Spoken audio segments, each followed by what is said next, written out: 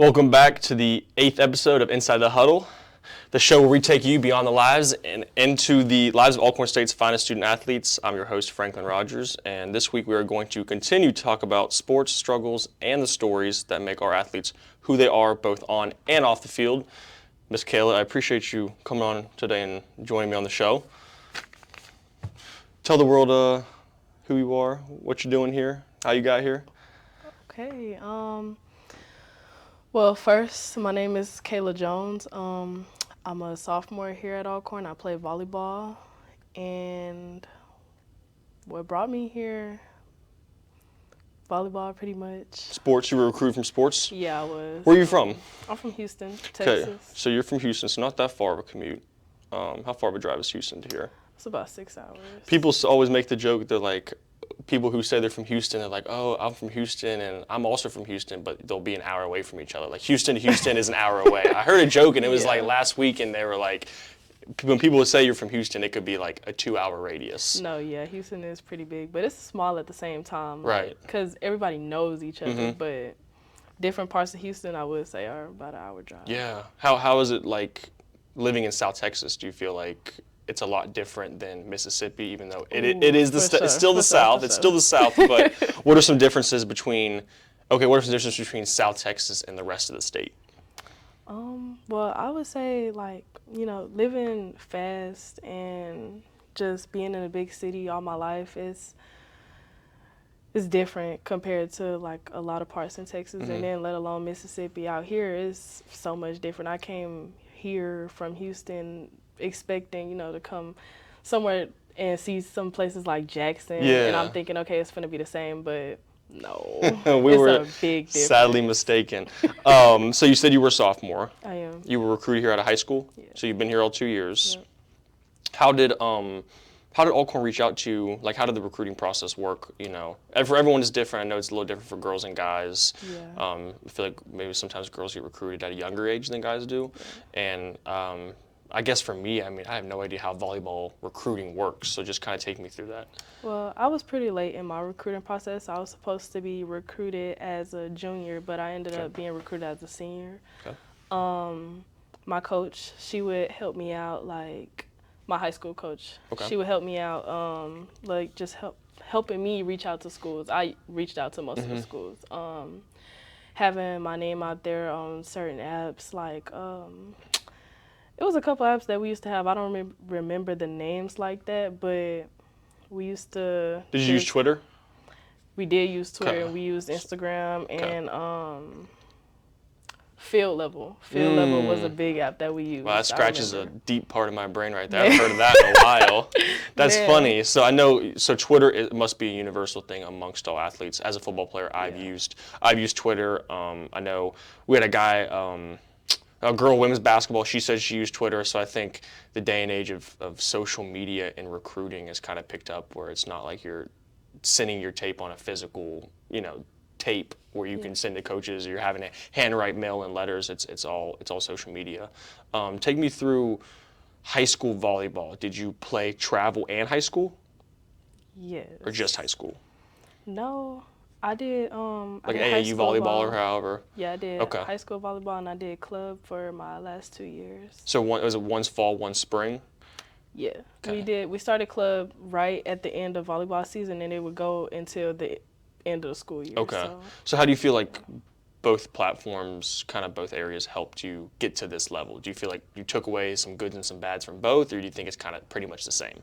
Well, I would definitely say, like, I took some good and bad, because, like, I used to struggle a lot, like, with confidence in high school. And when I would go to play club, I would take that and I wouldn't think too much in the sport. Like, I would just play freely, and I carried that on to coming here. So I would say, like, that's a kind of good and bad thing, because I struggled with it. But I got over it. Right. Skill-wise, I would say, like, just getting the extra reps during club practice was always a good thing, and it would keep me in shape for volleyball. So that's good. So have you always been a volleyball player? I was about to ask, tell me about the time that you first touched the volleyball. Was that kind of something that sparked an interest, or have you always been a multi-sport athlete?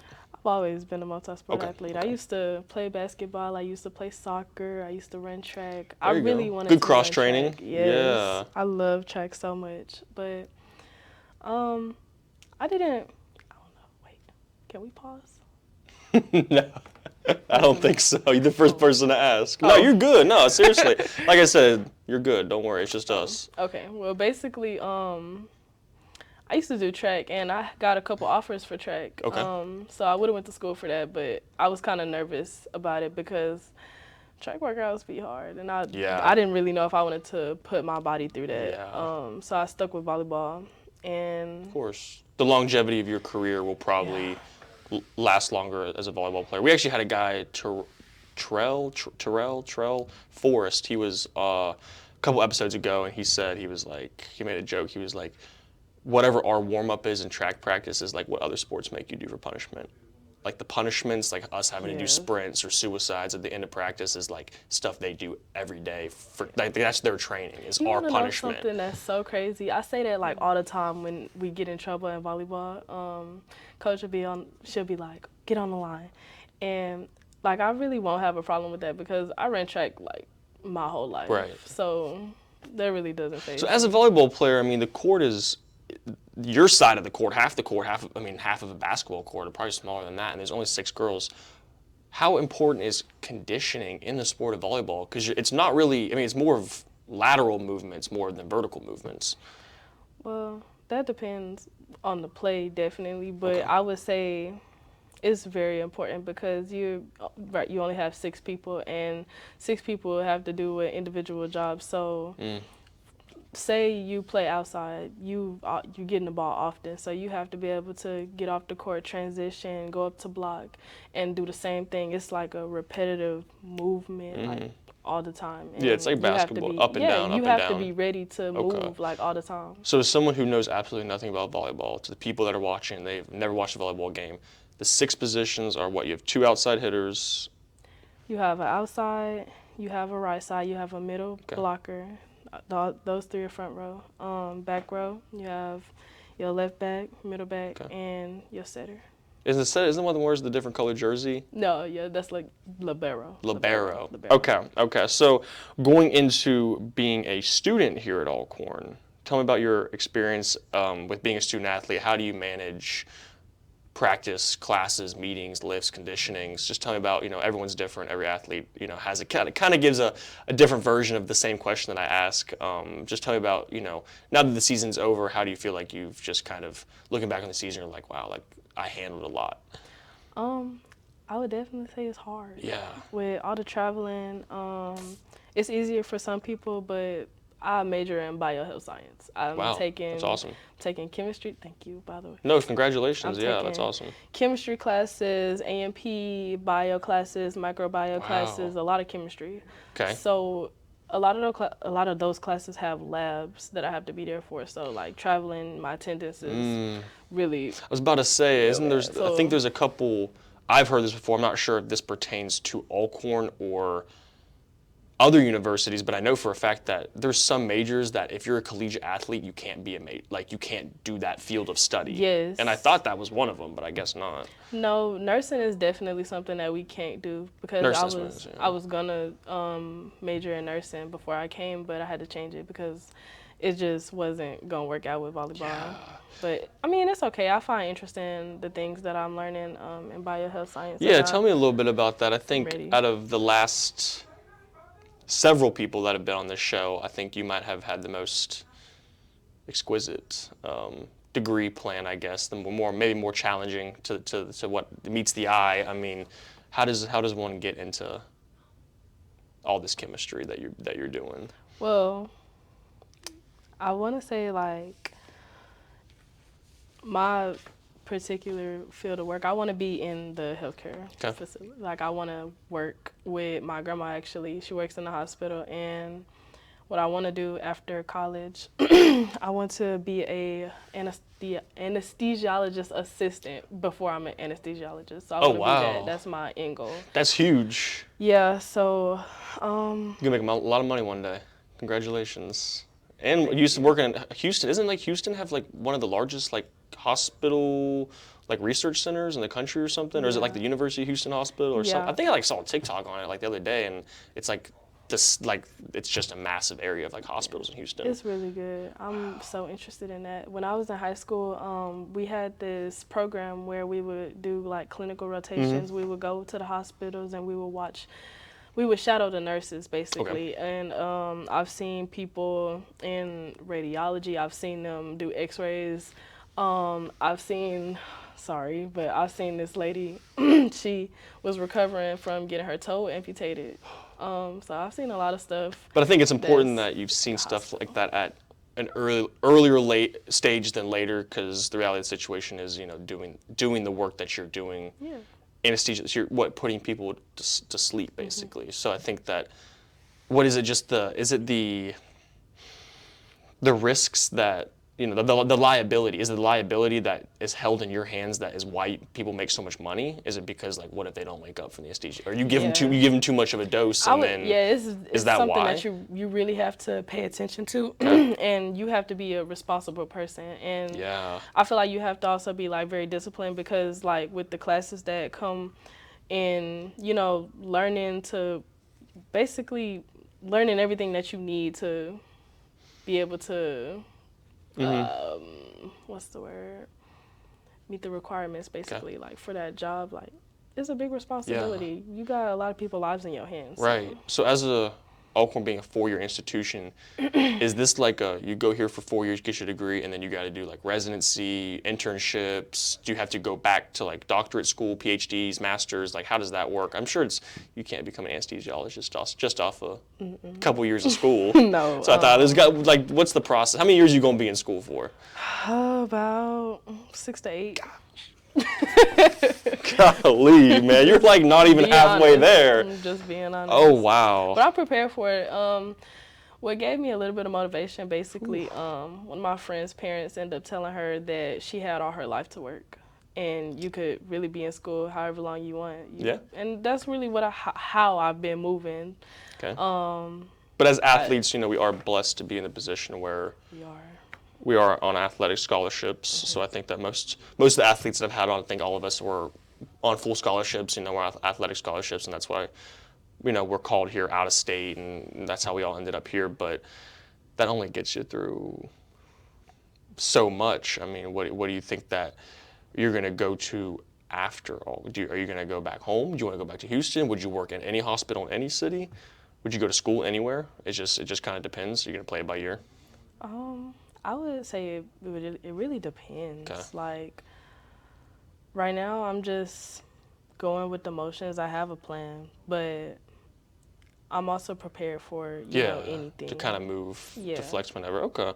What's one thing that you feel like you've learned about yourself while being a collegiate athlete that you could take into the workforce? I would say...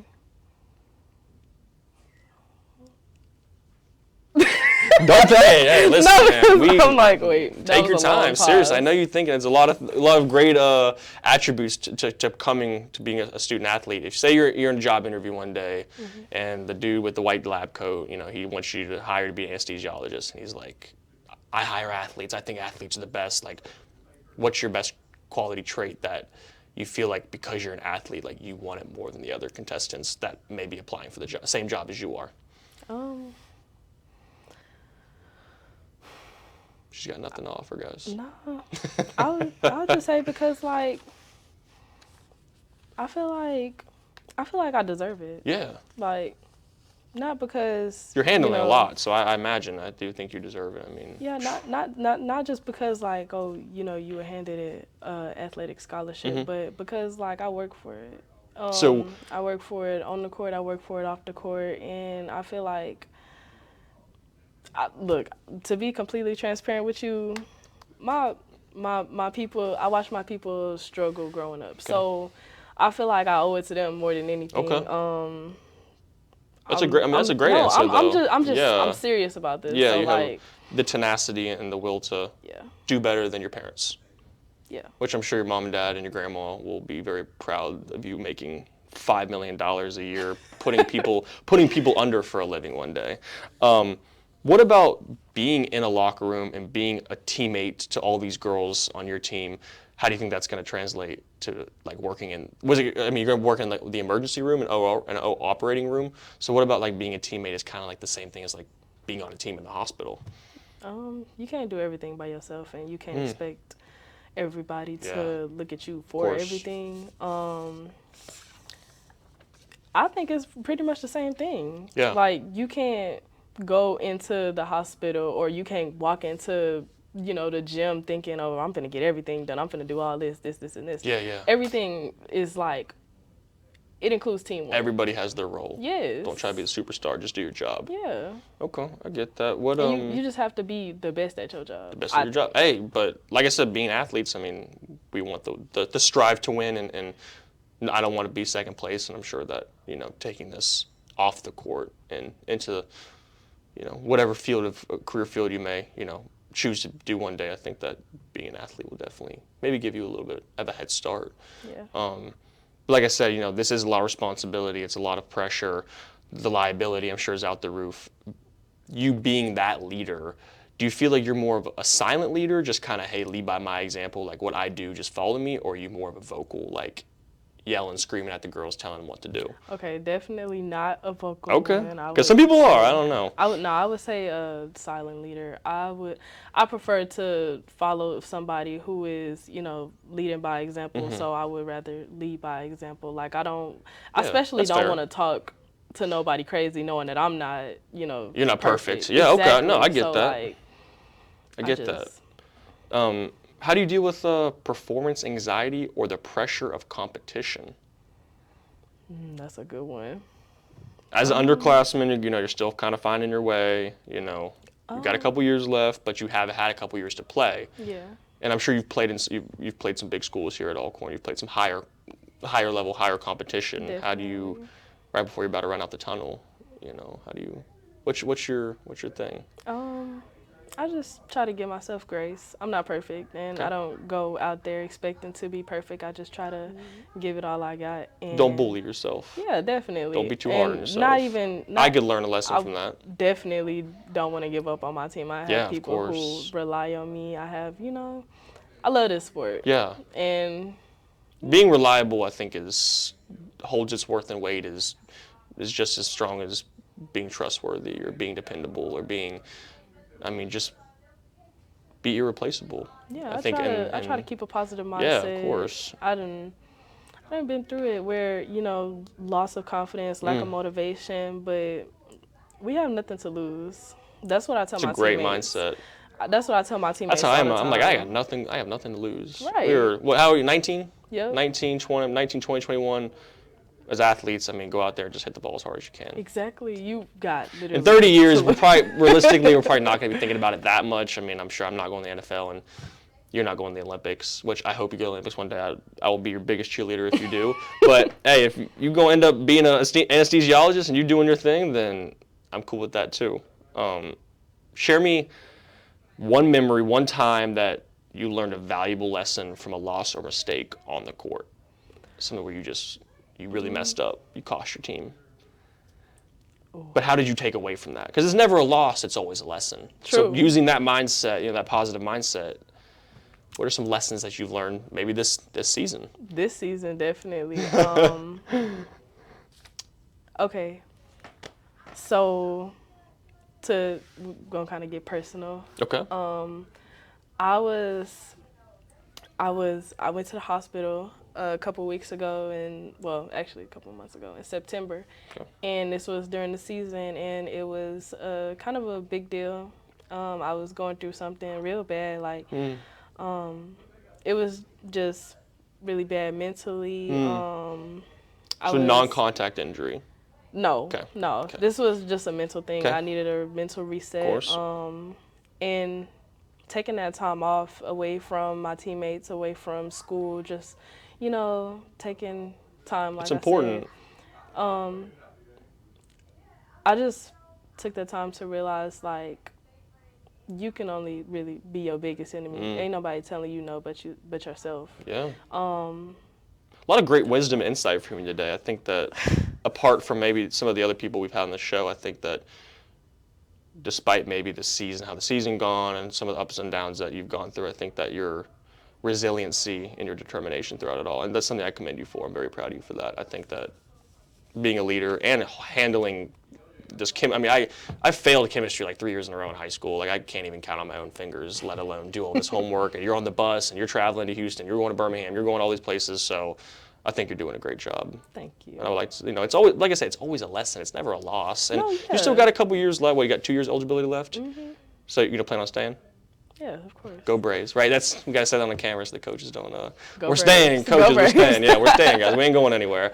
No, but seriously, that's it for today. I asked all my questions. You did a great job answering. I appreciate you taking the time out of your very busy day, even though it's the off season, so you ain't doing much. I know you ain't doing nothing all day. The season just ended. But Ms. Kayla, I appreciate you coming on. I wish you the best of luck in your academic and athletic endeavors. And to all the people watching Inside the Huddle, this is episode 8. Thank you so much for tuning in, and we'll see y'all next time.